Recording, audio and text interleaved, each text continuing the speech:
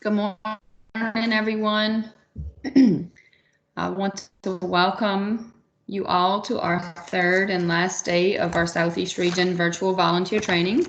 I hope that you have enjoyed this as much as I have thus far, and I want to thank all of the presenters who have helped us with this training, and great to see so many of you on. We're going to get started today with an icebreaker from Miss Olivia Picard, who is the 4-H agent in St. Tammany Parish. In keeping with our very first day from Xavier, some easy to use online tools. This is also a fun online tool that you guys can use with kids or adults. So, Olivia, I'm going to let you take it away. Thanks, Renee. So if you haven't already, you can go to menti.com, use the code here at the top, and then we'll get started. All right, we have 5, 6, 7, a few people on. Yeah, you can still log on. We'll go through the first question. So just first off, what are you drinking this morning?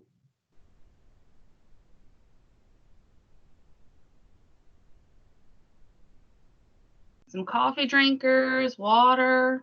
I'm drinking water too.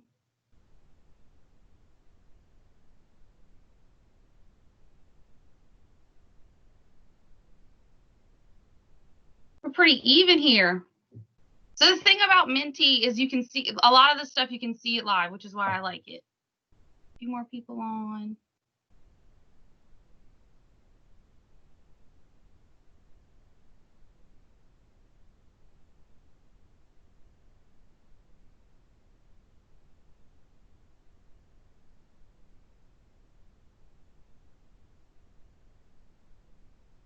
Oh yeah, a bunch of coffee drinkers this morning.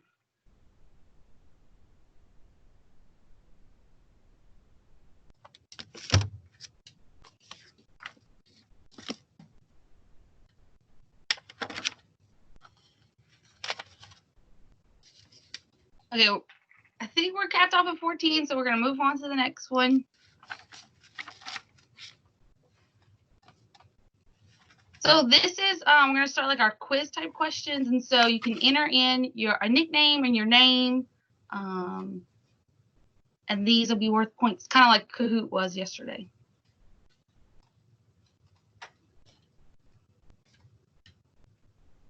All right.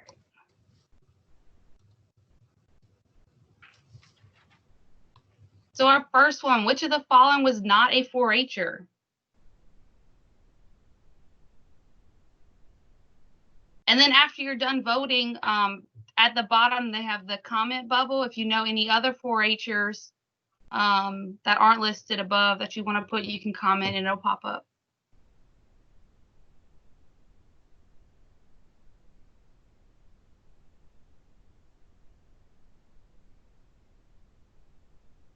Yep, Jennifer Nettles. She's an advocate for 4-H too.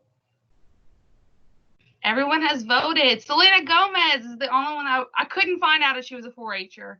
Carla Hall was on the Food Network channel, and Herschel Walker, famous football player, and of course, yes, everybody. Dolly Parton was a 4-H member.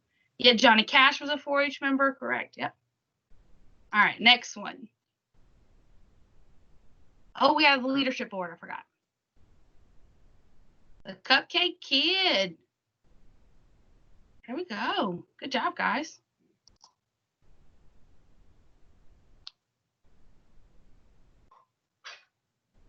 Hand on heart. Are you wearing your PJs right now?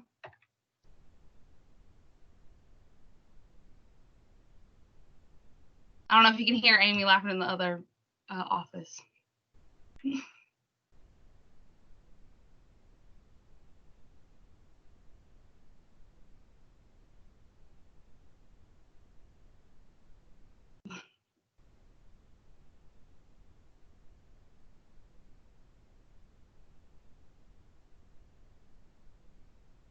And everybody's right. And we're just glad that you joined us this morning. I see, listen, business on top, PJs on bottom. I feel that.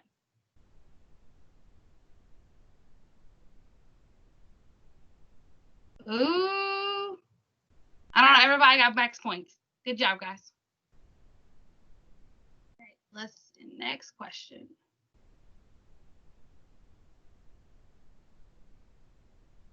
Dawn talked about this yesterday. The clover curves to the stem on the clover curves to which direction? And this is a type in answer. You have to type it in.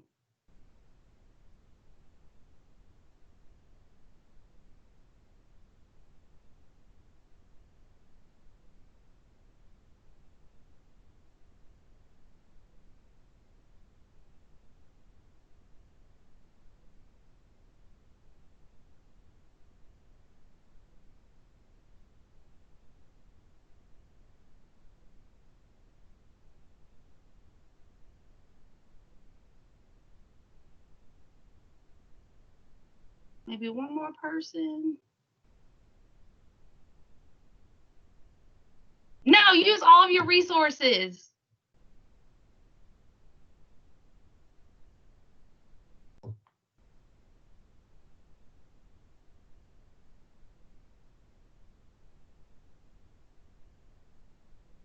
Few more seconds. Well, I didn't realize how long this was.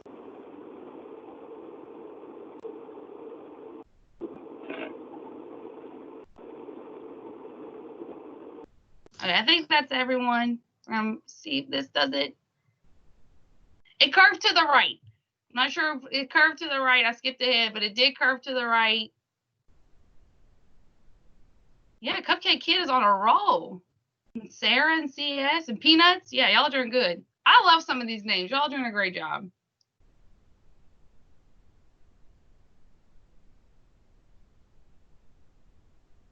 So what are the 4 essential elements of a successful learning experience in 4-H? I knew I was going to say that all tongue-tied.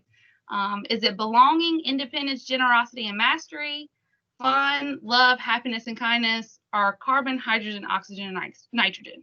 What are those 4 essential elements of 4-H?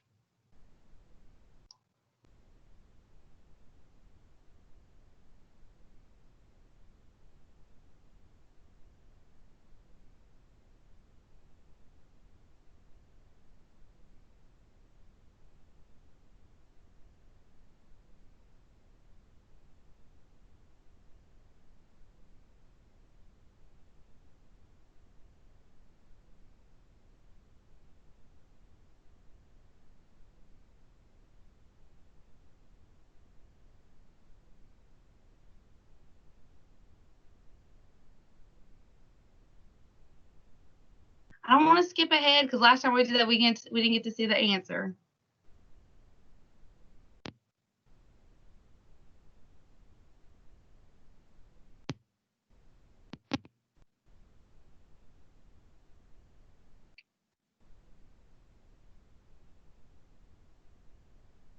Beth, commenting in the survey is a new thing that just popped up while I was editing it the other day. So it's brand new.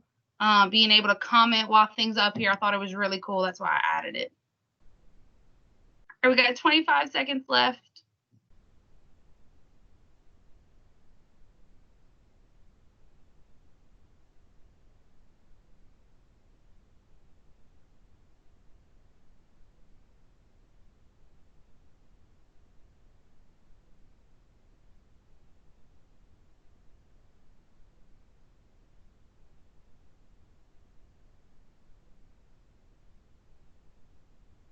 You all got it right. Good job, guys. Yes, the big M. We call it the big M.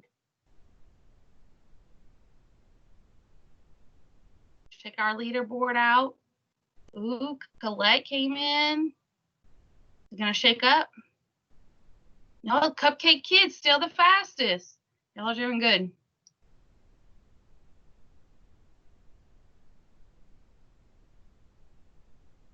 So this cabinet member is responsible for the 4-H name and emblem. And there we go. There's that 4-H emblem, curving to the right.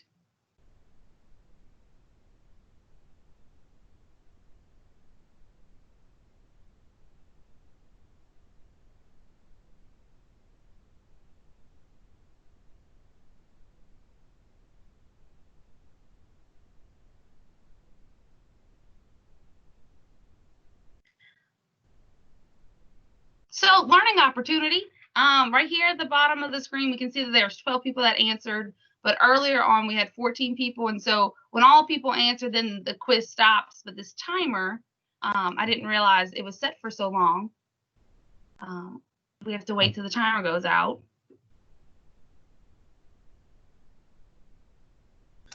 So you have to wait for the timer, or you have to wait for all 14 people, either or, right? Is that what you're saying? Either or, yes. And so we were practicing with just 3 of us. And so I didn't realize that the timer would keep going if not everyone had voted. I hadn't planned on that. So just teachers, if you're going to use it, set it for a shorter time period.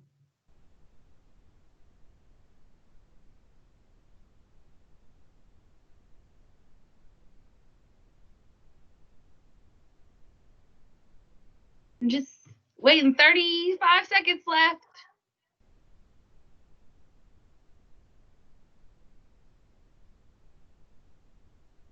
Okay, so while we have a few seconds left, I do have a fun fact about the Clover. The 4-H name and emblem was granted the same status as the presidential seal and the Olympic emblem. And it was not given to the U.S. Patent Office, but to the Secretary of Agriculture. And the 18 U.S.C. 707 is the United States Code that outlines the protection of the 4-H name and emblem. Thought that was interesting. Good job, Secretary of Agriculture. Yes, is responsible for the 4-H name and emblem. All right, let's go to our leaderboard. Good job, Susan.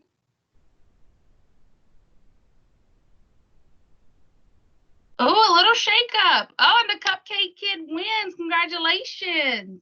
All right, we have one last thing, which is probably my favorite thing that Menti does. It's called a word cloud. And it pops up live. And so my question to you is when you think 4-H, when someone says 4-H, what are the words that come to mind? And I have 3 originally, but you can enter as many as you would like. What happened? What do you think of? Good, awesome, future leaders, fun. Yes, 4-H is fun. And so the words that get the most responses, those will be bigger. Yes, awesome volunteers, community service, growth. I like that word. Friends, camp, yes. Life skills, I'm trying to read them. Best club ever and ever, ever, ever. Yes, love it. Educational, leadership, opportunity. Yeah, this is great.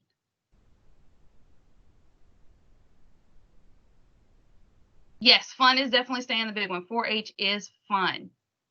That's what I tell everybody. Opportunity, leadership, learning, friends, growth, life. All these are some great words.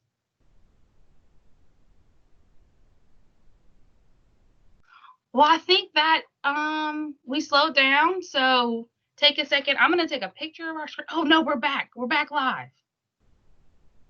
I'm going to take a picture of our screen so we can save it. There we go. And then I'm done. Thanks for participating in this Menti with me. And if you have any questions, I'll be on the chat all the whole time. Thank you so much, Olivia. We did enjoy that. Like I said before, another fun online tool that you can use with kids or adults. It's just popping up on my screen now. That's very cool. I feel like my screen is like delayed or something. So moving on to our next speaker, we have Miss Rochelle Wilking, who is the 4-H agent in East Baton Rouge Parish, and also Miss Camille Brady, who is the 4-H agent in Ascension Parish. And I am not positive if they have some volunteers helping with this presentation or not, but if they do, I will let them introduce the volunteers, and they will be speaking to you today about school project clubs. So ladies, it's all yours.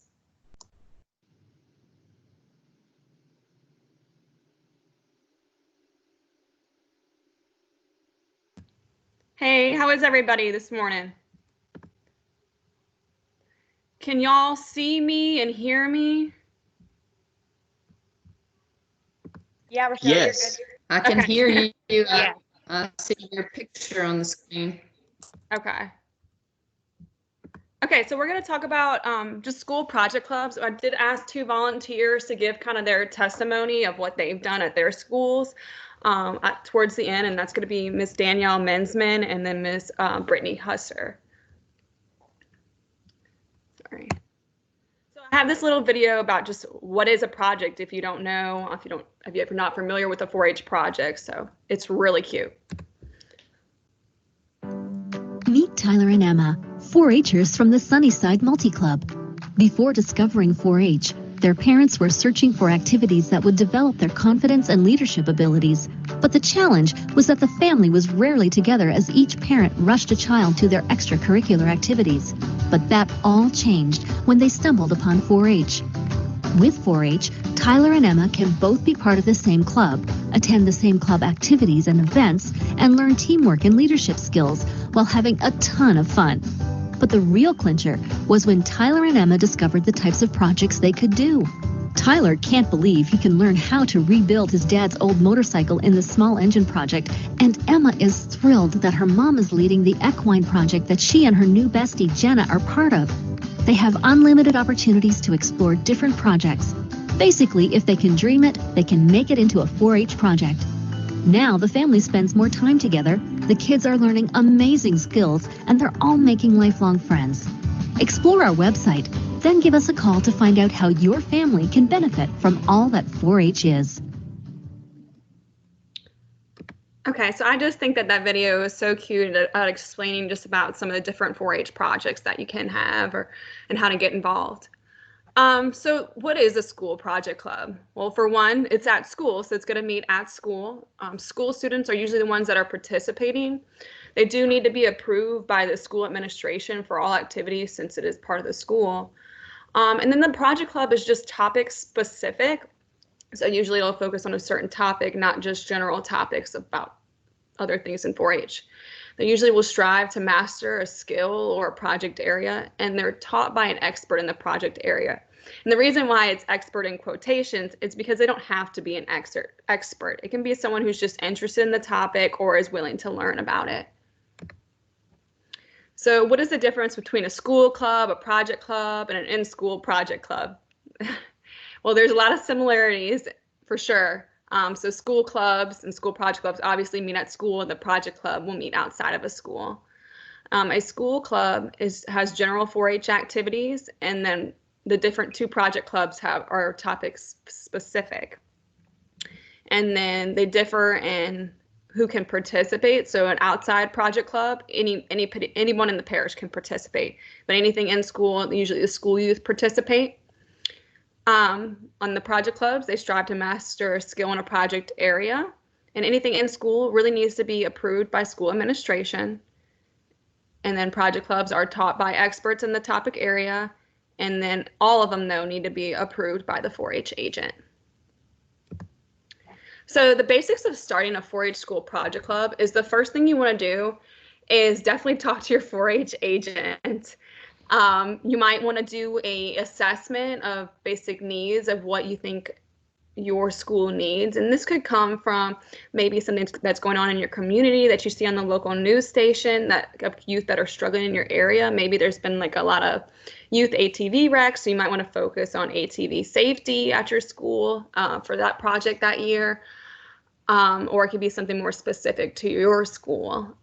So talk to your 4-H agent. They might have some good curriculum or something to back you up or help you when you go to your school administration to try to get this 4-H school project club approved. Sometimes it's also good to have an advisory and just asking the community or the people of the school what they think the needs are so that you can address them in the project club. So who are you reaching? Well, you might be trying to do this based on your assessment, or it could be this school could be 1st grade to 12th grade, so you might not want to have all grades in your project club. it might be more of a targeted age range, or it might be open all depending on the topic. But also if you did pick like middle school or high school or however you want to, whatever age group you pick, you have to make sure that your content is just age appropriate for them. So who's leading this? Well, obviously the project club leader, the 4-H agent is there to always back you up. But sometimes you have to get more help than just the agent and the leader. So sometimes local companies might partner with you. Parents are always willing to help if you can let them in your school to help with some of these projects or provide resources for you. Another nonprofit might want to partner and help out. Experts in the field, and then such as like local companies. Okay, so if you're doing something on engineering, you might be able to go to your local refinery and find an engineer who is an expert in that field who might be willing to come help. Or if you're doing a livestock one at the school, maybe the local cattlemen's association. But recruiting volunteers to help you, so that way it's not all on you, is very important. Your 4-H agent might know some people in the community that might be willing to help with it. Talking to other parents might be able to find you more volunteers, and then soliciting. So the preparation and being a project club leader. So it kind of varies depending on what your project club is going to be based on. So background check is usually recommended through 4-H, especially if you're going anywhere outside of the school with this school project club. Like if y'all are going on any trips together, or say it's a camping project club or an outdoor project club, you might do some overnight. So you need to have your background check done and your overnight chaperone training done through 4-H. They do offer other online trainings through 4-H. And then also if you're driving these kids, 4-H also offers a defensive driving course for our volunteers. And then if it's something topic specific that you're just unfamiliar with, then maybe attending some trainings to learn more about that topic that you plan to have your project club on. So what types of meetings are there? Well, there's business meetings, or there's like workshops and series. So a business meeting, they might discuss in that maybe the kids want to try to accomplish a bike program for underprivileged kids. So you might meet multiple times in a business meeting setting with these kids to try to accomplish this goal. But if your project club is more of maybe like woodworking or something, then you might have different workshops to master those skills. Or say it's a garden, you're going to have different garden workshops to master those skills. So it just depends on what type of project school club that you're doing, on what type of meetings that you'll be conducting with the youth. And it could be a combination of both. You could have some business meetings to plan the workshops as well.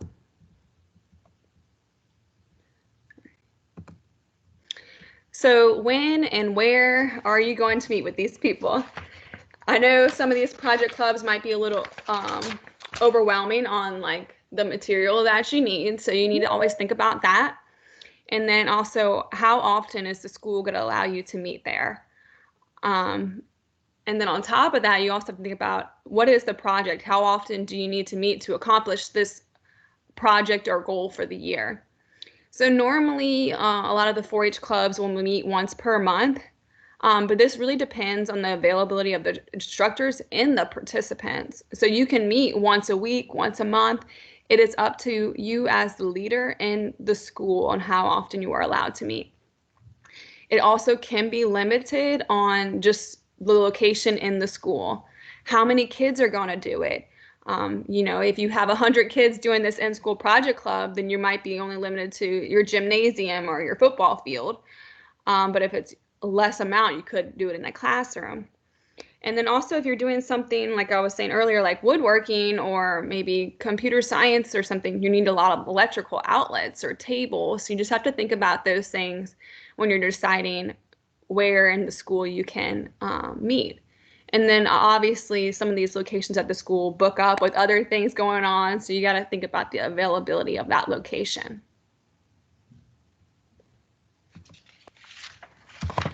So how are you going to fund this in-school project club?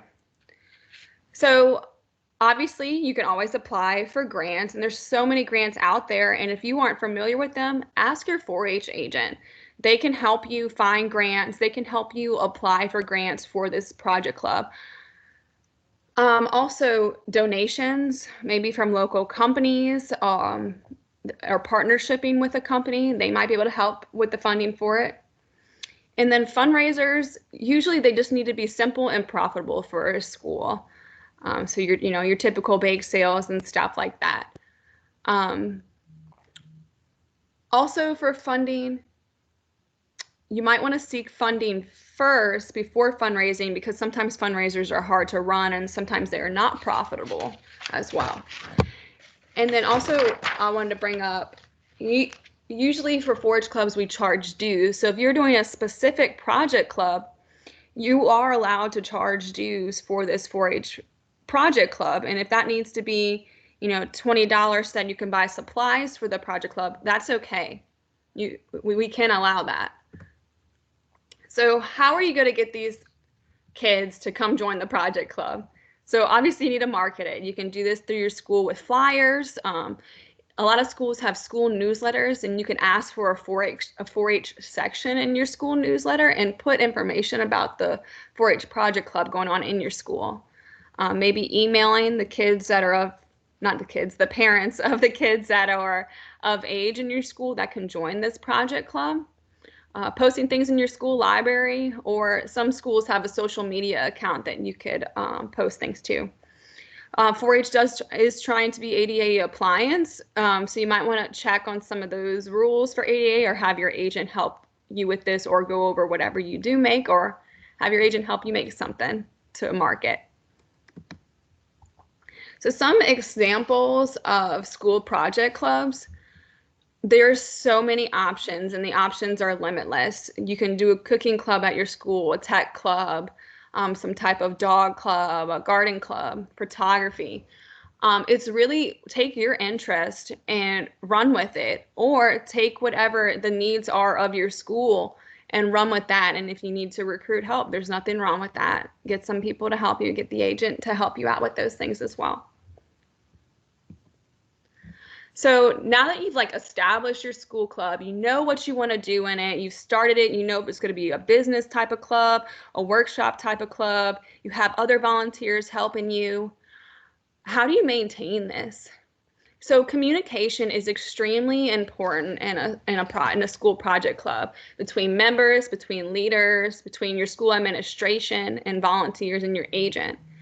Club updates to the club members is also important. You want to keep them knowing what's going on, what project y'all are doing next, what y'all are trying to accomplish. Reflections and evaluations are important too, so that you know and your agent knows how y'all can better this school project club. What are the needs of them that you can improve this club? Booking your location monthly or weekly, or however often you plan to meet, and then communicating that to the members of the club. So there is, of course, paperwork like your enrollment cards and organizational leader report that we went over yesterday. You have to make sure that gets turned into your 4-H agent. And then anything that needs to be turned into the school, make sure you get that to the school. Bookkeeping is important. If you're doing a lot of fundraising, you want to make sure you're keeping up with those finances.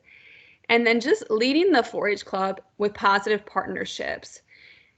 And also you want to have that youth voice. You want the kids to really take control of their club and have a say of what they in their club. So once again, youth voice is extremely important. It is defined as the ideas, opinions, involvement, and initiative of people considered to be young. And through youth voice, youth feel ownership of their projects throughout the service learning process. If there's no ownership with the kids, then there's usually a low participation or drop off of participants in the club. So for example, if you're having some type of leadership club at your high school, you might want them to choose a service project. Them choosing it gives them I guess, accountability about what they have chosen and more passion about that project. And also even just events, like letting the kids choose events or types of fundraisers, and they'll have more ownership of that and of their club if you give them that youth voice. If you're doing any clinics, say it's like a horse club, if you're doing clinics, you know, of course you have some ideas of what some great horse clinics would be, but if the kids aren't interested in learning that, then you know, they'll have some drop off. So letting them choose what the clinics are about is also very important. If you're doing sewing, letting them choose what y'all are sewing for the year, just things like that gives them more ownership and makes them more likely wanting to participate and continuing to participate.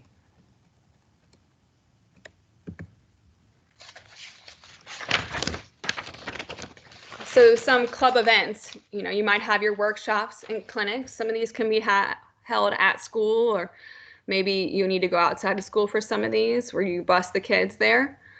Maybe even having contests for them, having, you know, project club contests. Maybe it's the sewing, you're doing a sewing project club at your school, having, you know, a ready to wear contest at the end of the year for all those kids that participate. And also fundraising and events. You know, that's also really important to fundraise for your club, especially if y'all are wanting to do stuff with it or give back to the community. That is part of an event. And then guest speakers. You know, sometimes the kids might get tired of you, or we want to mix something up and get like a really cool guest speaker to come to the school and tell them about that project. That's also really cool as well. And your agent can help you to probably find some guest speakers.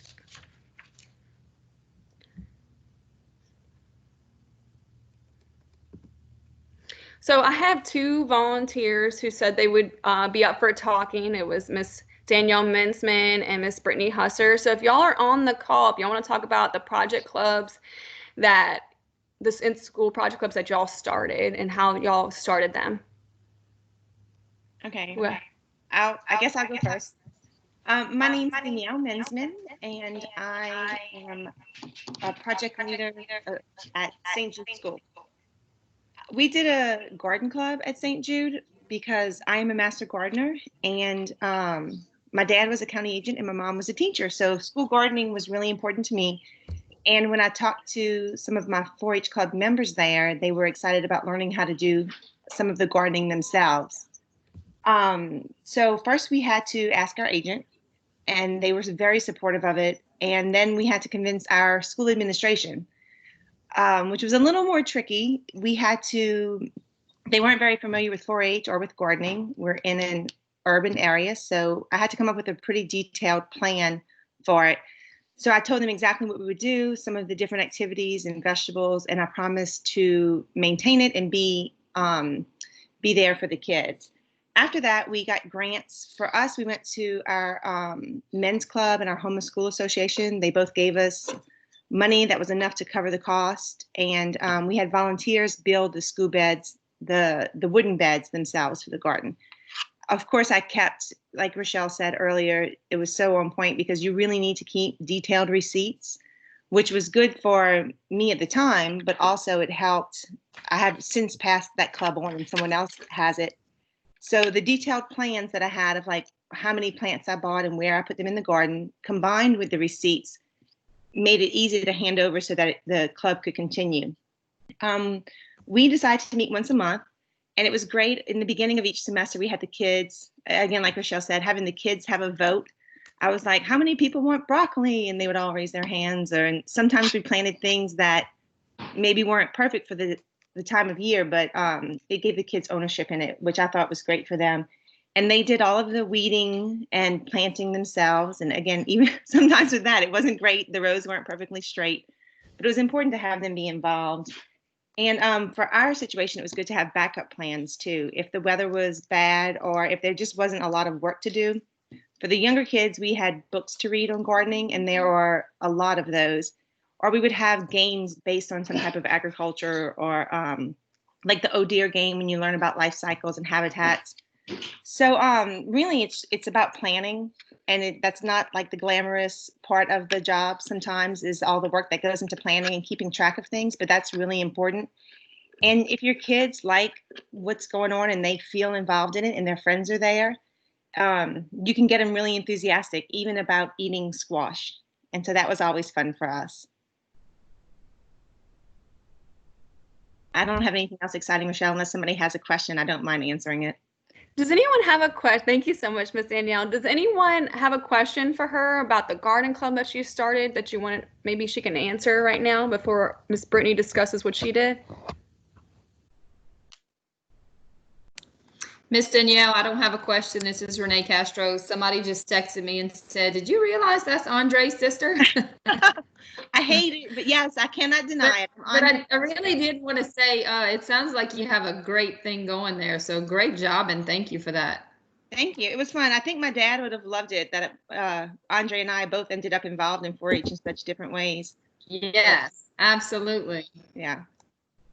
Actually, it's funny now that I have that going. One of my 4-Hers that was in my school club project has started her own home garden, and she wants to do farm to table cooking to be a chef.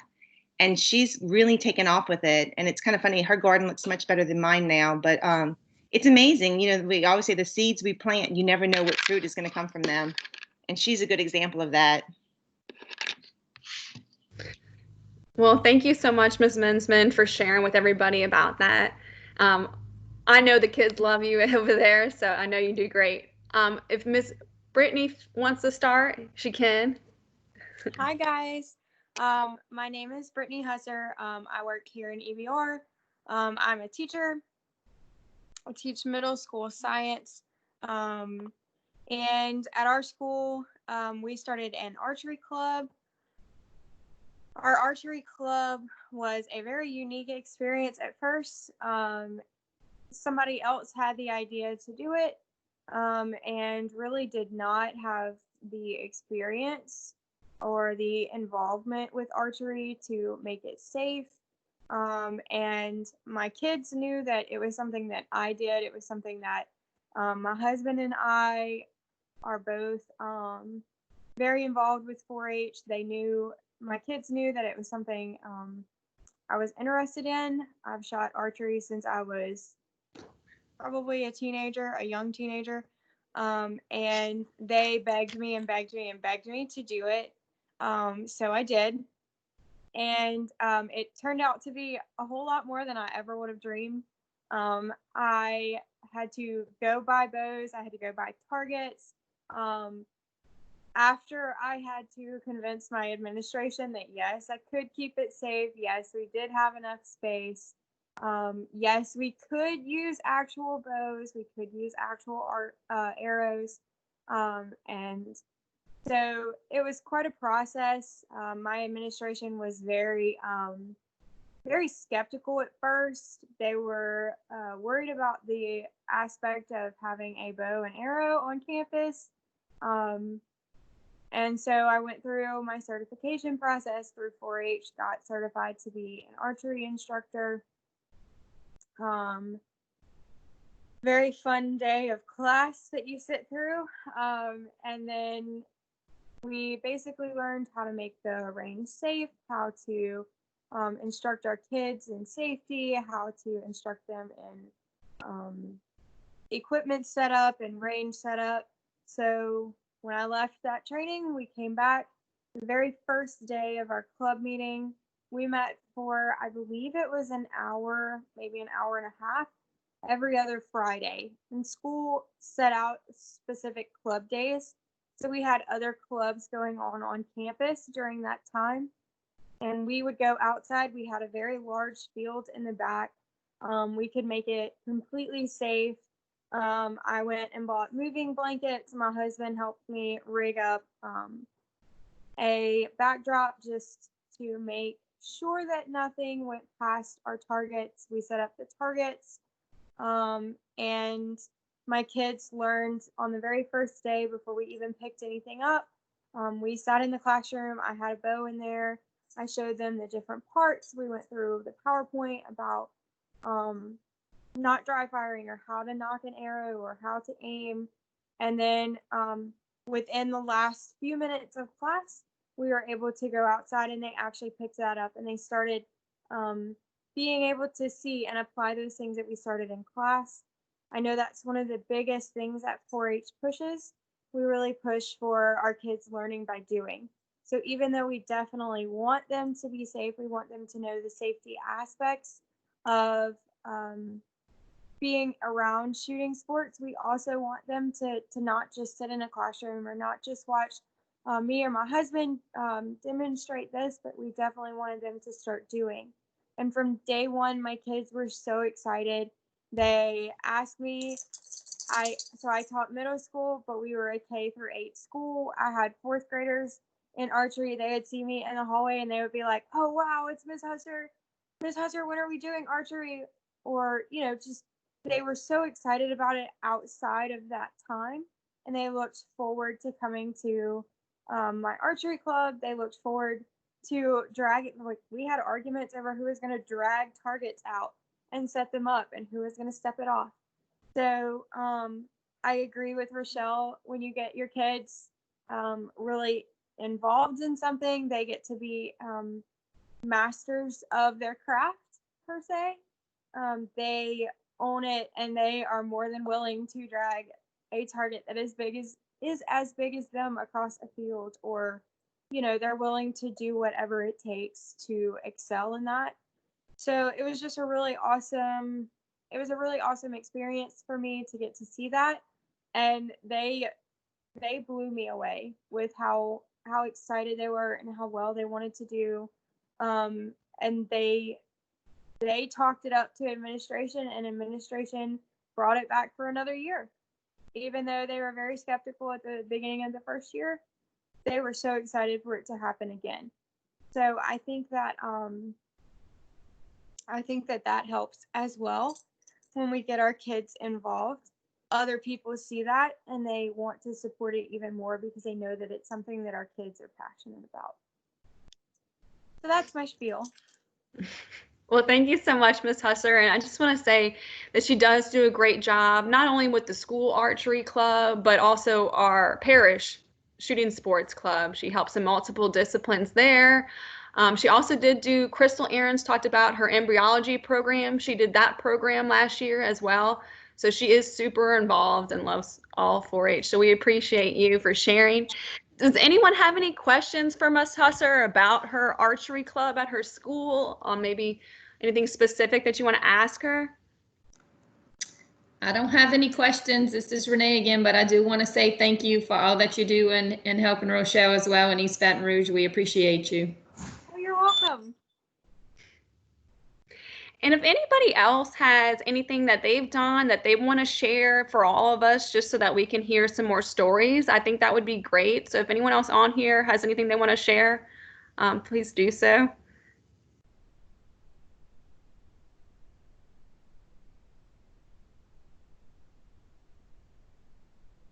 Or if anyone has any questions for either myself or Ms. Mensman or Ms. Husser or Camille, we'd be happy to answer those. I'll also be on. If you have any questions, you can put them in the chat as well.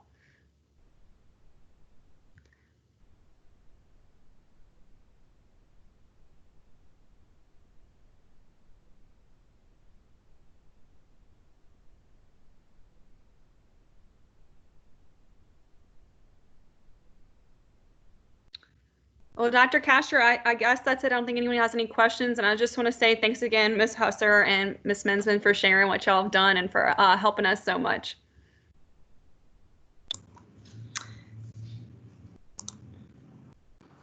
Thanks again so much, ladies. Our next presenter is Miss Caitlin Lucas from West Feliciana Parish, and she is going to be talking to us on how to recruit youth for your 4-H club. Miss Caitlin.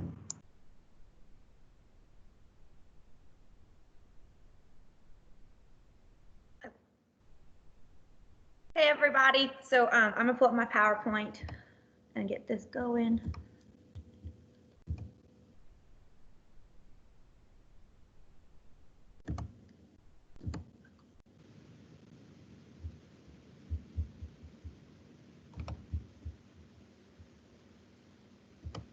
Can everybody see the PowerPoint? Yes, ma'am. Okay, perfect. Okay, so just introduce myself to everyone. My name is Caitlin Lucas. I am the agent in West Feliciana Parish, and this is my second year as a 4-H agent. Our parish is a little different in that it's very small. I only have 4 schools with 4 clubs, and then I have a community club, our homeschool club, and all of our project clubs. So I do a lot of the recruiting with our school leaders. So this presentation comes from an idea of what I've done and what the leaders do. So it's kind of from both perspectives. If you'll have any questions throughout the presentation, please feel free to ask. I can't see the chat, so I'll just ask someone else to tell me if I see anything. So to start off, I think one of the most important things is to start with us is why 4-H.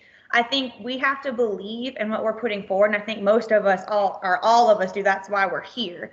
And so to believe in that, what we're putting forward to make the best better. And then you go forward with that. And I think I have found that whenever you believe in it, the kids believe in it. And so I have this little video to show y'all that that Louisiana 4-H did on the top 5 reasons to join 4-H. So I'm going to play that for you.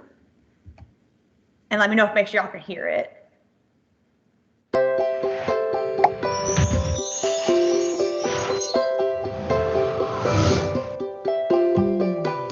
And I've been given so many opportunities through being a part of 4-H, as far as trips to different states, and just provided me with so many experiences that I never would have experienced without it. Going to different places just truly opens your eyes. And so by traveling abroad or traveling even within the United States, 4-H allows you to experience new things.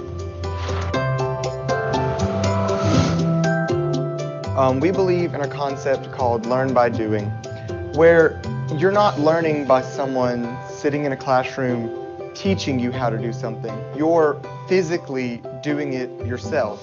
I have learned a lot of very valuable and personal life skills that have helped me not only through 4-H, but also in other aspects of my life.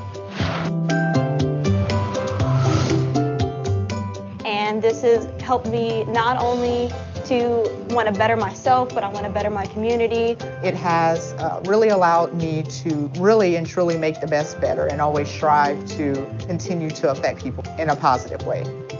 4-H is people-oriented. Whether we're serving others or we're learning things, it's always around people. 4-H has helped me develop as a person. It has helped me grow into the leader and the person that I am today. I just think through 4-H, my leadership opportunities have just become so wide open. And you know, I never thought I was going to enjoy that, but I really did. But 4-H has really given me a confidence that I didn't have before. It has shown me how to believe in myself. A lot of those experiences early on really got me outside of my shell, and it really had me open up more and get to know more people and also make new friends. You meet these friends and you don't want to leave them. You want to be with them all the time, even though they're from all over Louisiana. I mean, I know my 4-H friends will always be there when I need them. So that's just a fun little video that I like to play. I usually play that at junior leader meetings. And then to go on with what Olivia's mentee had this morning is, when you hear the word 4-H, what do you think of? And I know from her mentee, we had fun, friendship, those things. So all of those things are things that we bring forward when we go to think about recruitment. And to remember that we reach a wide variety of youth. In the 2020 annual report, over 188 students participated in school enrichment. And you're gonna hear me talk about school enrichment a lot, because to me, like, school enrichment is a way, since it goes out, like, for example, our embryology program that we do in here, we did 8th grade, did all of 8th grade. So those students who might not necessarily be in the club still get to experience 4-H, and it may bring them back over to the club from doing school enrichment. They might want to know more about 4-H. It's another way to just reach out to them. And then in the 2020 annual report, we had over 45,000 students in school and community clubs, and of that number, over 8,000 doing different camps. And I think one of the biggest take homes from the annual report from last year is that you guys as volunteers are the backbone to our program. If you think about how many parishes we have 64 parishes, and how many agents are in those parishes, combined with the number of having over 8,000 4-H volunteers, we couldn't do this without the volunteers. Y'all are amazing at that part. So I just want to make sure we put that in there, and kudos to doing that. So the first thing I'm going to start with is kind of talking about some specifics to the different grades, and then I'm going to go into a general overall thing about it. So when you're talking about your 4th, 5th, and 6th graders, this is my homeschool group. Some things that are specific to them can be like Camp Grant Walker. That's a good recruiting tool. Kids love camp. Every time we do orientation, tell them about camp, they ask me about camp for the rest of the year. That's what they want to know about. There's fashion camp. There's all the different lesson studies that make doing the meetings very, very fun. Last year we did the set one with Christina Zito Abear, and we did an experiment every lesson. They loved it. You have your dairy and beef poster competitions. One of the things that we do with our 4th and 5th and 6th graders is Clover bucks. I find that they love that as well. Every time they participate in something, if they bring their newsletter home and get it signed by a parent and it comes back, so we know the parent got the newsletter, they get a Clover buck. Then they get to buy that, and they go to what we call the Clover Buck store at the Awards and Activities Day, and they get to buy all this really cool stuff. Some of it's 4-H merchandise, some of it's bouncy balls, it's snacks. It just gives them a way to like constantly be rewarded for what they're doing. The other thing that we implemented with our 4th, 5th, and 6th graders this year is, since I did lesson study, we had, instead of the vice president doing an educational program like they typically would do, since we had everything was planned, we changed that to kind of being like a rec leader. They did a game at every meeting where we gave candy bars as prizes. And then of course that school enrichment, like I talked about before, can really bring in those numbers. For your 7th and 8th graders, you have Lost Camp, which is in the summer, and it's really fun. My kids loved it last year when we all went. There's Fashion Camp, there's Challenge Camp that every region does. Here in our Southeast region, we typically do it in October. Then you have your Golden Clover Awards, and of course, school enrichment.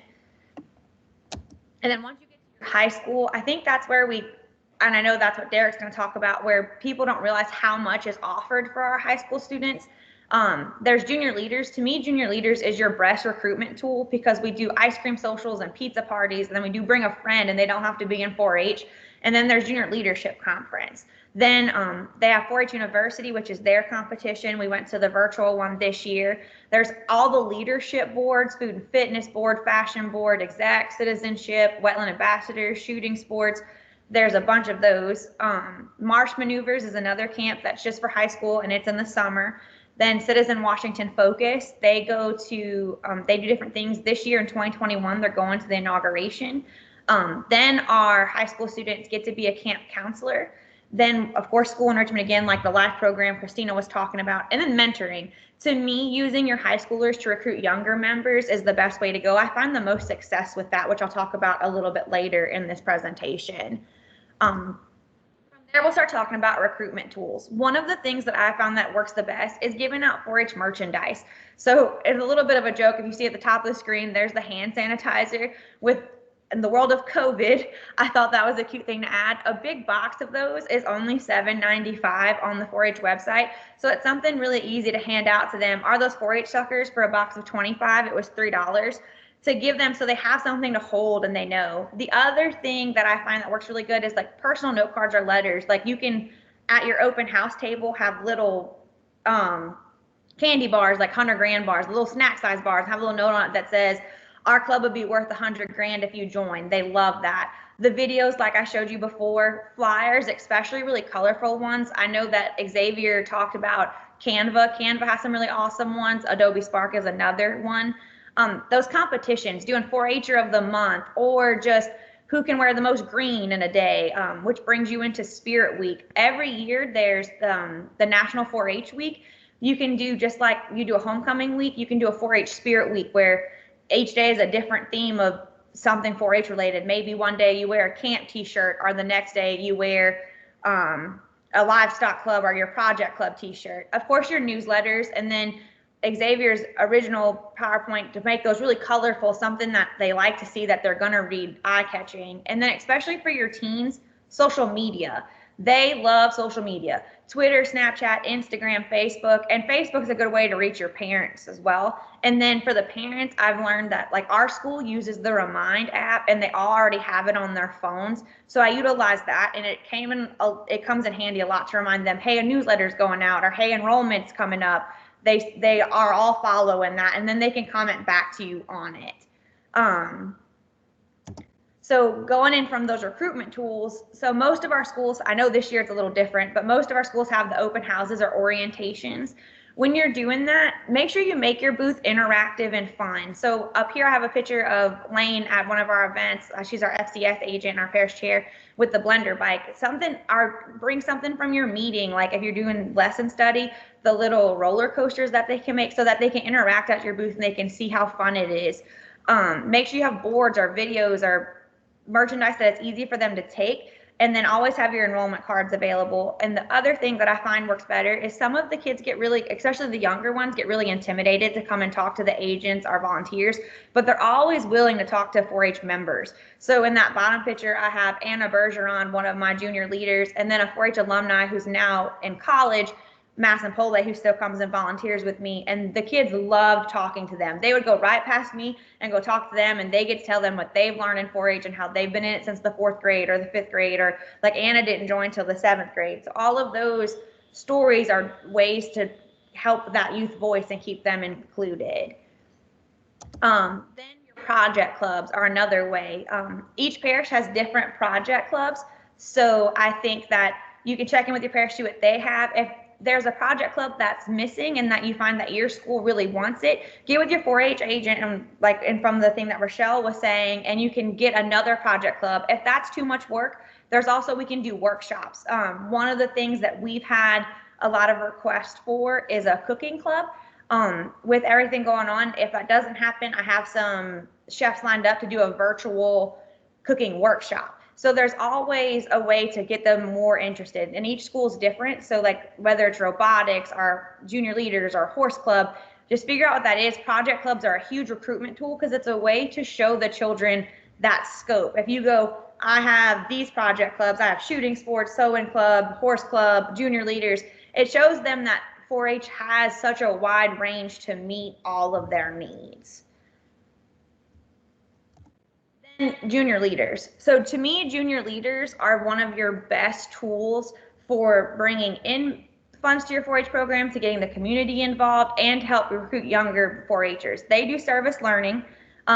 Here, that's what they're doing in this bottom picture. We were doing a special needs awareness project at that. And they're also awesome at recruiting younger members. One of the things that we've implemented is doing like a little brother, big brother, little sister, big sister type of deal. So where so when we go to livestock events, they're mentoring those younger students.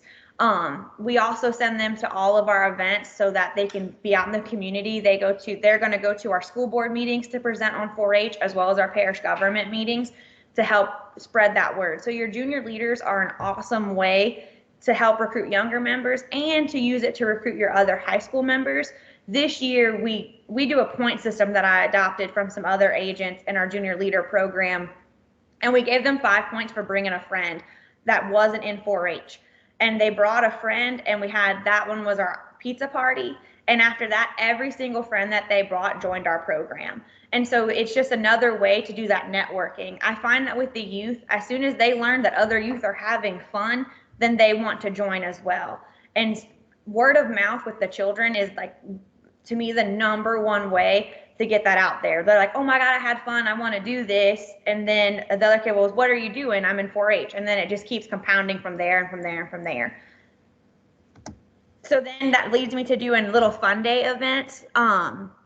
These are other little things you can do either at a parish level and get a couple clubs together, do it for the other thing, or just for your club if you want to do that and you have enough members. One of the things that we did this year was we did a pet show, and we did it as our junior leader fundraiser. And we also included the Clover buds. That's who's pictured there. That's Russell. He won everything. He's really cute. But everyone loved it. And when we involved the Clover buds in that, they were able to, do you want to know more about 4-H? One of the other things is 4-H kickoff day. It's basically like a huge pep rally where you get all of the project leaders to come in and have booths that explain their project clubs. The Spirit Week at school, I think, is a really good one. We're going to try to do that this year. I think it's a way, once again, for other kids to see what 4-H is doing, and then they'll ask the question of, ooh, what are they doing? I want to be a part of that. The other way that has come out a lot that I've noticed in this past year is sporting events. Go into football games, those track meets, those swim meets, and wearing your 4-H t-shirt, and they go, Miss So-and-so or Miss Caitlin is here and she's supporting us, even though it had nothing to do with 4-H. The other thing that we like to do is get a 4-H section together. So where all of the kids wear the 4-H t-shirts, but they're cheering on their other people. That way it's all that camaraderie, that friendship, that friend. And of course, the Kahoot competitions. If you were in here, if you were at our training yesterday, they love Kahoot. We do too as agents. But I'd start every single junior leader meeting with the Kahoot game, and they come in already like immediately asking me, what's the theme of the Kahoot? So what we do is every meeting I try to pick either like what's going on in 4-H the most that month, and then tied in, like, for example, or tie in a 4-H theme. So in February was Heart Month, so we did Heart, Health, Valentine's Day, and Healthy Living, and they love it. I give a $1 chocolate bar for first, second, and third place, and they absolutely adore that game. And then incentives and awards. I find with youth, they like to be recognized, and they like to know that you are paying attention to what they're doing. With our 4th and 5th graders, Awards and Activities Day is a really good one. We do educational events, and then you can also bring in that Clover buck store. You can do really small awards and activities days at maybe one of the meetings, just be that awards and activities day. 4-H'er of the month or 4-H'er of the meeting is definitely another way to recognize, and that's super easy. You can just give them a little printed certificate and recognize what they're doing. And the more they see that somebody got recognized, the more they want to be recognized. And then it's another way to recognize some of your quieter 4-H'ers that won't participate in some of those louder competitions. You may have one that's really quiet, who doesn't speak a lot and is very shy, but is very active. And you can just tell them that you notice what they were doing. You don't even have to make it a competition. You can just do it yourself. Do it and notice them. That brings in your certificates, ribbons, trophies, spotlights. You can do a Facebook senior spotlight or middle school spotlight, volunteer spotlights. All of those things all help recruitment. On a parish level, there's Achievement Day and Demonstration Day, where they can go and compete and have another day to do something really fun. And of course, our Golden Clover Awards and our Emerald Achievement Awards also reward what they're doing. Then there's recruitment. After recruitment, there's retainment. So work together, collaborate with other clubs to make sure it keeps going on. Advertise what your club is doing. A lot of people read those news articles, Facebook flyers, that word of mouth thing goes very far. And then making your meetings fun, having those games, having those Kahoot games, or just like the lesson study or having an activity that they really like, brings them coming back to those meetings. And then your recognition events. You can either do like a meeting VIP, have a small pizza party. You can work with your agent, with their foundation, and see if that's a thing you can do. One of the things that we like to do with our middle school is we take them to a science field trip, or a field trip that goes along with what we're doing with our lesson study. So that's kind of what I have. If you have any questions, I'm sorry I talk really, really fast, so I'm sure that was quicker than 30 minutes. But if anybody has any questions, just let me know. Thank you so much for listening to me, and that's it.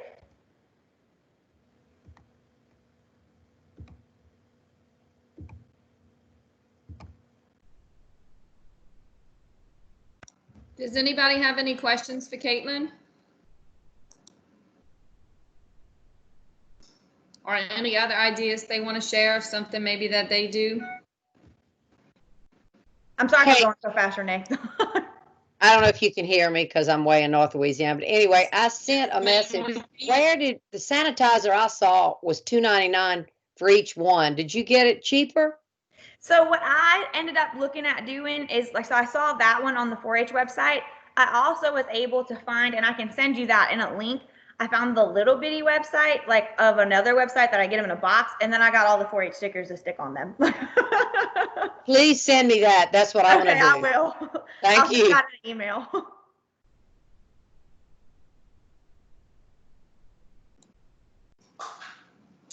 All right, thank you very much, Miss Caitlin. That was a great presentation. Next on our agenda, we have Mr. Derek Landrum, who is the 4-H agent in Orleans Parish. Derek, I haven't seen you in a while. You actually look different. I love the hair. Your mic is on mute though, Derek. We can't hear you.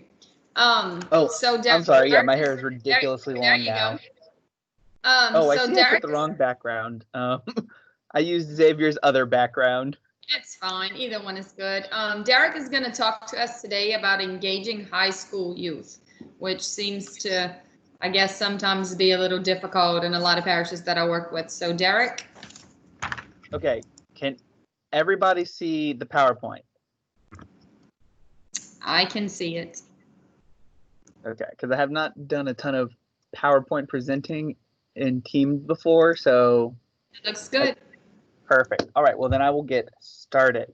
So let's start with who are our high school 4-Hers? Sorry, one second, my PowerPoint, there we go. So who are our high school 4-Hers? They're generally the 4-Hers that are 14 to 19 years old. Often they have leadership roles. You know, they might be our club presidents, vice presidents, etc. They're sometimes in our junior leader club, and they are the ones that we use as our summer camp counselors and our 4-H university contest participants and lots of other things. Also, one second, I'm just realizing I can't see the chat. So if anybody has questions, can somebody just let me know if a question pops up?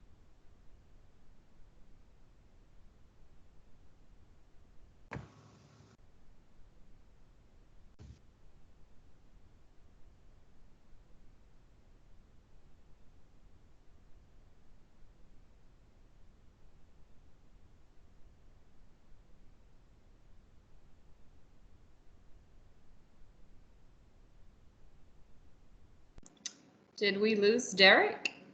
Nope, there he is.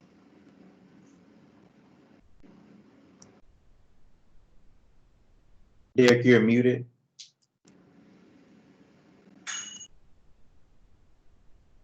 Sorry, just had a small technical issue. We should be good. Can everybody see that PowerPoint again? Yes, yes. Okay, great. Sorry about that. I was just figuring out how to pull up the chat. I was not able to see that, and I wanted to make sure I could address any questions. Okay, sorry. So as I was saying, who are our high school teens? Like we were saying, leadership roles, generally 14 to 19 years old. So now we're gonna, before we get too far along, we're gonna start with what the research shows about these high school age teenagers. All of this information I'm about to share comes from land-grant university systems, mostly from Louisiana and Missouri 4-H, but there's a couple other states involved. So we're going to start with their physical development. Our high school teenagers, they may still be going through puberty. Most of them are near the end of it, though. They've generally gotten used to their full-grown bodies. They're not the like awkward, gangly, uncoordinated kids that the 6th through 8th graders can be. And what that means for us is that when we're engaging with them, we want to avoid comments that criticize or compare body shapes. We want to encourage them towards healthy living habits like physical activity, healthy eating, and avoiding smoking or vaping. Socially, they are kind of a self-focused bunch, but they are getting a lot better at grasping and seeing other people's perspectives. They can put themselves in other people's shoes. Oh, I realize I don't have the right background on. One second. They want to be accepted by the groups that they're in, but they also want to be seen for their unique contributions. High schoolers in the 11th and 12th grade are feeling a lot of pressure because they're approaching the end of school and they're figuring out where they're going to do next, whether that be some type of career or going to college. And they often have large workloads and can be stretched thin for time. So when we're engaging them, what that means for us is that we want to establish a climate that has good peer support in our 4-H clubs. You know, 4-H wants for everyone to have a sense of belonging, and our clubs should reflect that sentiment. We shouldn't tolerate teasing or bullying, and we include everyone. We should also emphasize personal development when possible. You know, our 4-H record books, contests, and competitions are a great way to do that. These are ways for kids to develop their skills and be able to track them and see their own progress. I think a lot of the PowerPoints before me today kind of emphasize youth learning something and mastering that skill. We also want to respect their time by sticking to a schedule, and we want to try to have a club calendar so they can plan in advance. A lot of them have, agendas and calendars that they have to keep up to date with for school projects and other stuff. So we want to let them be able to plan 4-H in their schedule as best as possible. Their development emotionally, they are searching for their identity, and they may want to have an identity that is independent of their parents or guardians. Their feelings of inadequacy are common at this age. Many of them struggle with a sense of self-worth, and they crave authenticity and sincerity. So what that means for us is that we should help them explore their identity by listening. We can make sure 4-H is a place where they feel safe and have a sense of belonging. We can be encouraging and help them see their own self-worth. They crave authenticity and sincerity, so we should be honest with them. This is going to be an age where they're exploring their identity. They may dye their hair, wear clothes that we think are weird, get piercings. All of that's fine as long as it isn't vulgar or inappropriate. We should just listen and support. They are able to understand the consequences of their actions, so you can talk honestly about cost and benefits of choices they have to make.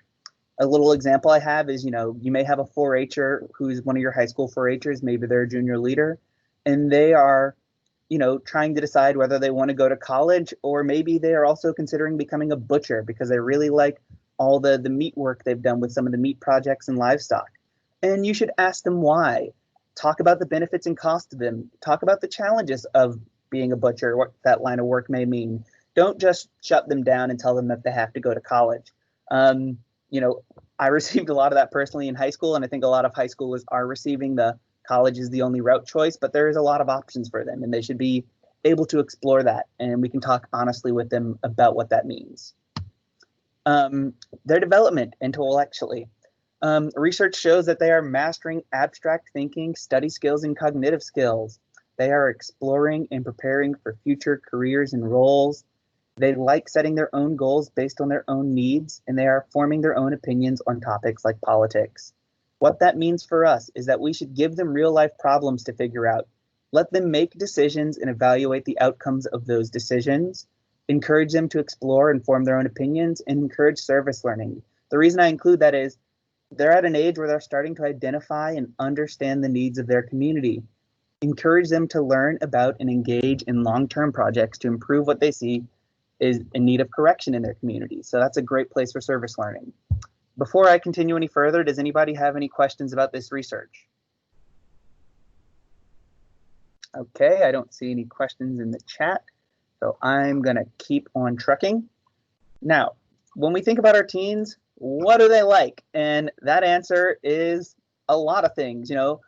Social media is really popular with them. They especially love TikTok, Instagram, and Snapchat is still pretty popular, but I think TikTok is kind of replacing that. They're into YouTube vloggers like Zoella. They're into popular music like K-pop bands like BTS. They love video games. They love Netflix shows like Riverdale. Generally, they're into pop culture stuff. They also like technology like smartphones and VR goggles. They love sports and politics. But really, the best thing we can do is ask. Teenagers aren't a monolithic group. They have a wide array of interests. So, teenagers are usually very happy to share what they're interested in if you show interest. And, sometimes even if we don't show interest, we all have that one kid who is very happy to talk your ear off about what they're very into. Okay, so how about recruiting high schoolers? Many high schoolers already have extracurriculars they're engaged in. It can be hard to recruit new 4-H'ers at this age. Some teams are interested in leadership and service. So one way we can really recruit those kids is by hyping up the leadership opportunities 4-H has to offer, like junior leaders, leadership boards, and being a camp counselor. For other high schoolers, competition is interesting. So you can always hype up record books in 4-H University. We also have a lot of trips. Caitlin mentioned that, and that can be a big draw for kids, knowing that there's opportunities for them to try out and visit new places and explore new things.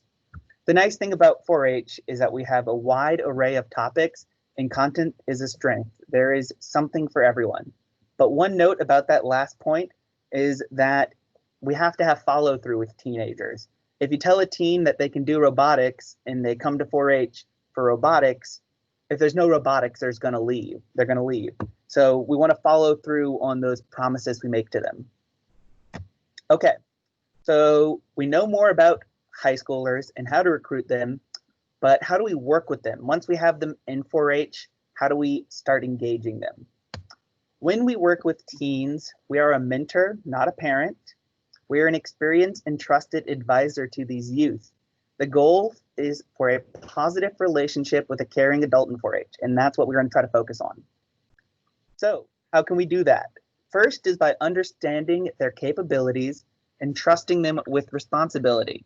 You know, they're old enough to make decisions and run meetings, and one way we can encourage them and give them responsibilities is by letting them lead and run the meetings, and we can do that with parliamentary procedure, which is a great tool that we use in 4-H that lets them run meetings and keep them on track. We can also help them succeed by working with them to make plans, but let them execute the plans. We can let them decide on what they want to do for a service project, and we can help them plan that event, but we can let them run it. Or, maybe they want to lead a workshop, with the set board that I advise. We try to encourage the youth on the set board to lead their own projects in their parishes. And we can help them plan that, but we should, in the end, let them run that so they have the responsibilities. And then encourage them to also think about what worked and didn't work at the end of the project. Sit down and help them assess it so they can do better next time. And finally, we should just give them jobs to do and expect them to deliver. They're at an age where we can trust them with stuff. We can tell them to do something and we should expect for them to get it done. One way we can help them with that is using goal setting techniques. One that I really like is SMART goals, which are, you can find more information about this online, or you can go to the Orleans Parish 4-H webpage, and we have a great infographic about that. But these are goals that are specific, measurable, attainable, relevant, and time-based. And really, it's just a tool for them to frame what they want to get done and make steps to do that. The next thing we can do with our teens is give them leadership opportunities. We can, like I said, we can have them be club leaders, let them be junior leaders, plan service projects. We can also use them as mentors to younger kids. We can have them run workshops and events. They can help lead activities for younger youth at our achievement days and cookeries and other stuff we do in the parish. They are a very capable group of working with our younger 4-Hers, especially in the 4th through 6th grade range. That's why we use them as camp counselors, which is a great opportunity. It gets a little trickier for 7th and 8th grade because a 7th or 8th grader might not exactly respect a 9th grader or 10th grader because there's a closeness in age. So if you're trying to use our high school teens with that middle school age range, you may want to lean on your older teens. So there's a bit of a age dynamic going on that'll, to make sure that the younger teens will respect the older ones. We, like I said, let them lead and mentor youth. One other thing we want to do with these teens is practice empathetic listening and being supportive. We want to create an environment where they can ask us for help with difficulties. So when I say empathetic listening, does anybody want to try to explain what that means? I have a definition here, but I want to hear from the audience first, what they think of when they hear empathetic listening. Not everybody raise your hands at once now. Hey, Derek, I'll take a shot at it. I think empathetic listening means to listen without a bias, to go into it with a compassion, to think about what they're saying without making a decision before they ever talk. Perfect. That's exactly what I wanted to hear. You want to go in without a bias. You want to listen to hear what they're saying without judging it. And you also don't want to listen while waiting to be understood. Plenty, and I am guilty of it too, plenty of people when they're in a conversation, they're not listening, but just waiting for their turn to talk. But we really want to listen to the kids and try to understand the emotions and the message they're trying to tell us. So what I have next is a video I'm going to try to show, and hopefully it works, but if not, I'm going to include the link in the chat at the end of this presentation of a movie that has a great example of somebody who's not listening. First, it's going to be someone not listening empathetically, and then there's going to be someone listening empathetically. All right, so let's see if this works. Can everybody see that okay? I can see it. Yes. Oh. I can't hear it though. Oh. One sec. I can fix that. I think I just need to share my system audio. Okay, how about now? Is that working? Yes. No, you can't take my rocket to the top. Riley and I go to the moon.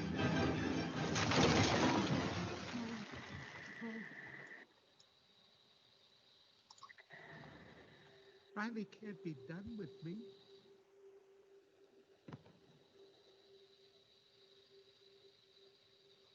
Hey, it's gonna be okay. We can fix this. We just need to get back to headquarters. Which way to the train station? I had a whole trip planned for us. Hey, who's ticklish, huh? Here comes the tickle monster. Hey, Bing Bong, look at this. Oh, here's a fun game. You point to the train station and we all go there. Won't that be fun? Come on, let's go to the train station. I'm sorry they took your rocket.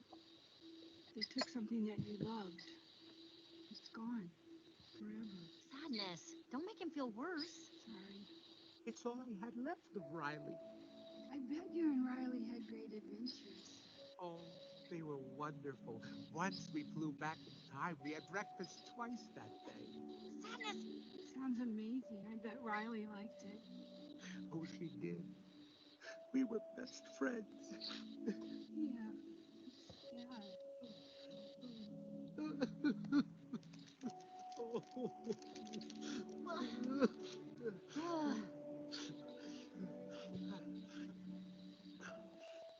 I'm okay now. Come on. The train station is this way. So as we can see from this wonderful clip, Joy was maybe kind of working with her own agenda and not really listening to what Bing Bong had to say, but Sadness really took a moment to try to understand him, and that's exactly what we're trying to do when we're doing empathetic listening. Okay, continuing on with our high school teens, what else we can do is don't judge them for their choices. We're not here to debate our youth. We're here to dialogue with them and to facilitate their learning. We don't have to agree with them, but we can encourage them to question, explore, and learn. And one important thing is they may tell you stuff in confidence, and we're really going to try not to share that unless we think that they're likely to harm themselves or others. These kids may really come to trust in you and, understand you, and you want to try to maintain that confidence because they may share stuff with you that they don't necessarily want to share with their parents or guardians, and it's not our place to share those kind of things. Or with other 4-Hers. For example, you might have a youth that tells you they have a crush on another kid in their 4-H club. Who do you tell? No one. It's not their parents, not their other leaders, not other 4-Hers. This information is stuff they shared with you, and it doesn't seem like them having a crush is something that's going to harm them or harm other people. So you don't really have to say anything about it. It's up to them to decide what they share with who. They're kind of at that age where they can do that.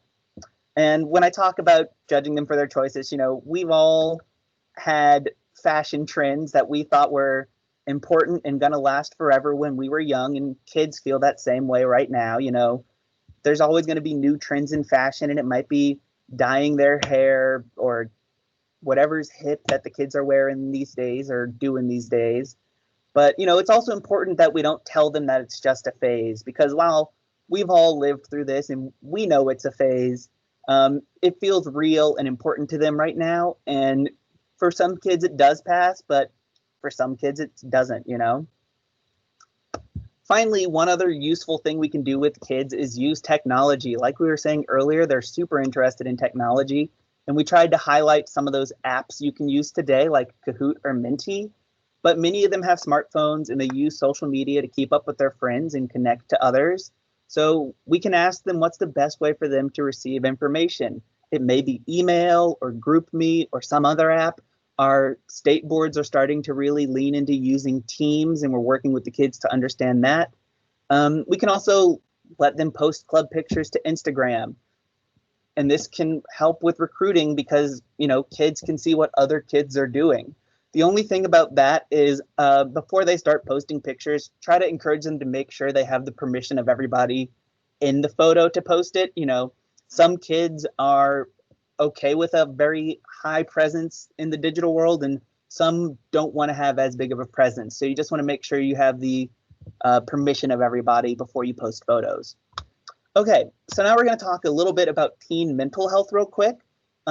This is an age range where it is really common for mental health disorders to first be diagnosed.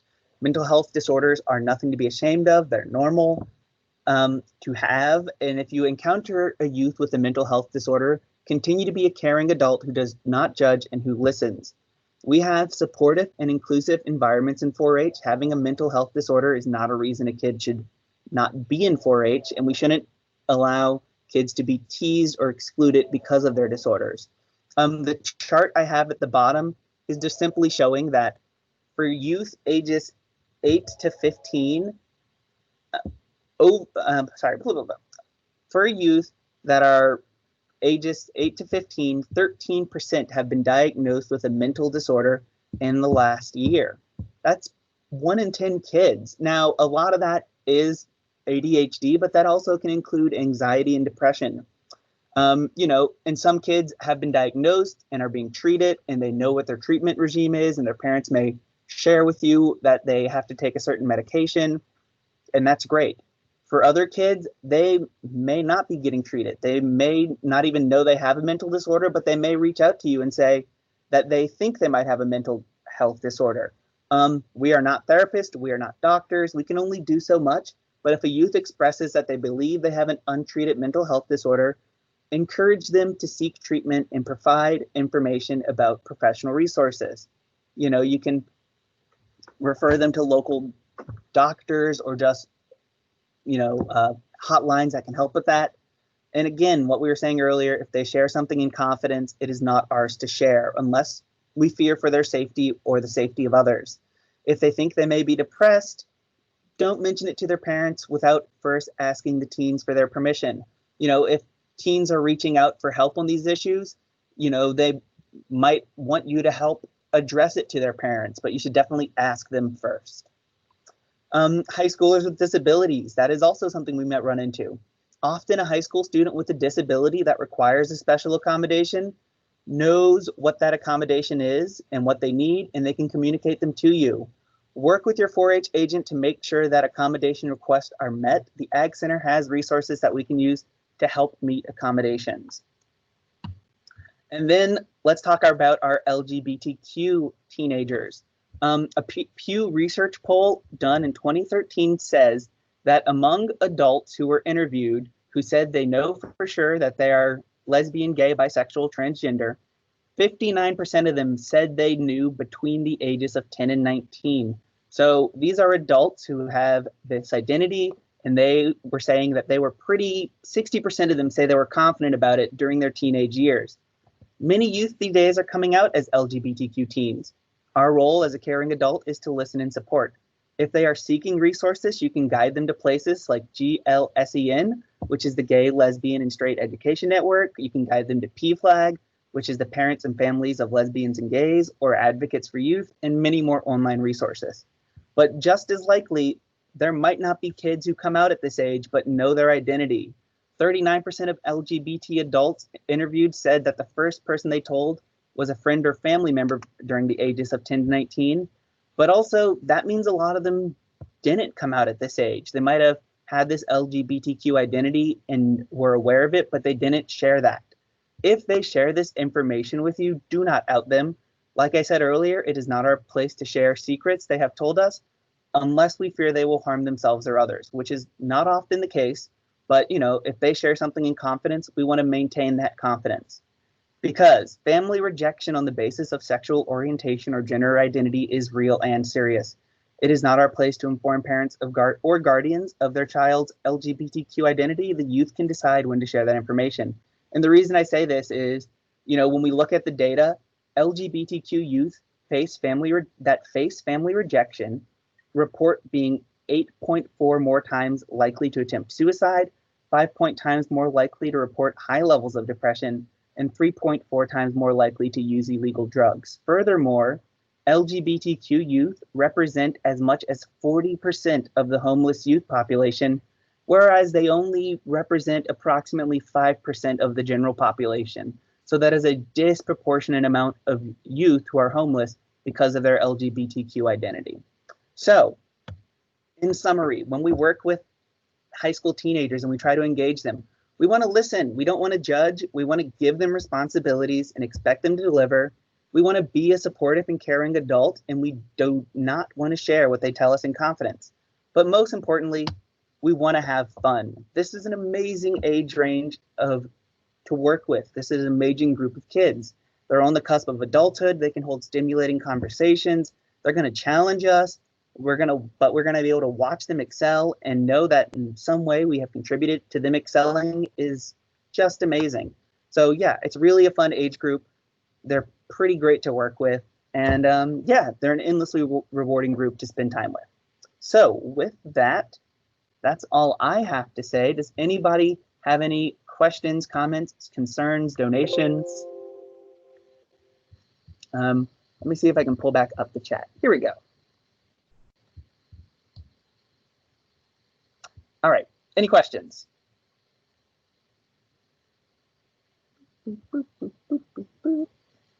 All right, well then I don't have anything else to say, so I'm gonna stop sharing my screen and I'll pass it back to Renee.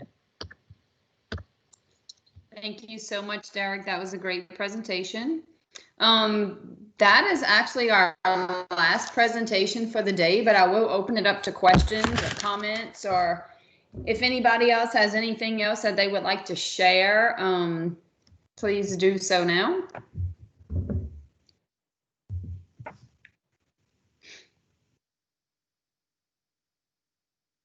And I will stay on the call for a few minutes if anybody has anything they want to ask questions about or with us. I hope that all the volunteers on the call enjoyed our training. Like I said at the very beginning, this was the first time our region has done I guess a training of this type. We do lots of these online meetings, but the agents, I do want to commend our agents. They worked very hard at putting this together. So thank you to the agent presenters, and also to our volunteers who presented as well. We really appreciate you, and I think everybody by now has my email address. If you ever have any questions or concerns, please feel free to reach out to me about anything. But some of you have emailed me and asked about the recordings to this meeting. Xavier is going to get those fixed up for us, and I will send out to everybody that was on the list that registered. If you did not register, if you want to shoot me an email, I'm going to type my email in the chat again right now. But if you got the first email with the links to the meeting, then I already have you on the email list. If you did not register and just joined us through the link, here is my email address, and you can email me and request the links to the meeting. So thanks, guys, and I hope you all have a great day and a great weekend. And even though we may not be in the schools just like we were in the past, we are very much looking forward to the new school year and 4-H being a part of your school this year.